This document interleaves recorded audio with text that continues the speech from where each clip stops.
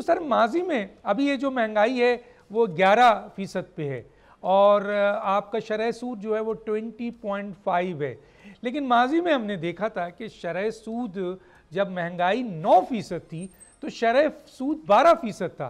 तो सर ये जो स्टेट बैंक, हालांकि ये उनका इंडिपेंडेंट इदारा है, लेकिन मैं आपकी राय ज़रूर लेना चाहूँगा, आप रिलेट हैं कि क्या ये सर शरह सूद मज़ीद कम नहीं होनी चाहिए जब हम महंगाई को 11% पर देख रहे हैं सर?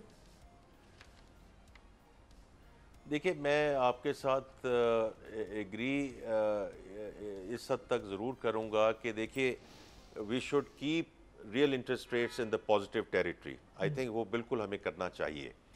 लेकिन जैसे आपने जिक्र किया कि इन्फ्लेशन अगर 12% है और जो इस वक्त पॉलिसी रेट है 20.5% है, तो अब इसमें इतना रूम अवेलेबल है कि इसमें फर्दर इसको नीचे आना चाहिए। अब हो ये रहा है डॉक्टर दानिश साहब कि not only here in Pakistan, all around the world the central banks are worried about the last mile.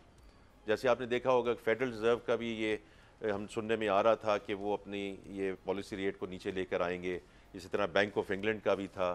तो वो ये सारे जो सेंट्रल बैंक्स हैं उनमें एक थोड़ा सा ये एक व्यू ज़रूर होता है कि the last thing they want to do is कि पहले कम कर दें और फिर किसी वजह से अगर महंगाई बढ़ती है तो उनको दोबारा रेट जो है वो वापस ऊपर लेकर जाना पड़े। लेकिन इस वक्त आई डू थिंक कि यहाँ पाकिस्तान की जहाँ तक ताल्लुक है, हमारे पास real interest rate positive real interest rate में इतना रूम अवेलेबल है कि इसमें फर्दर कट की गुंजाइश है और मैं बहुत पुरुमीद हूँ कि इंशाल्लाह हम अगले MPCs में ये कट्स देखेंगे। सब्सक्राइब करें और बेल दबाएं ताकि कोई खबर रह न जाए।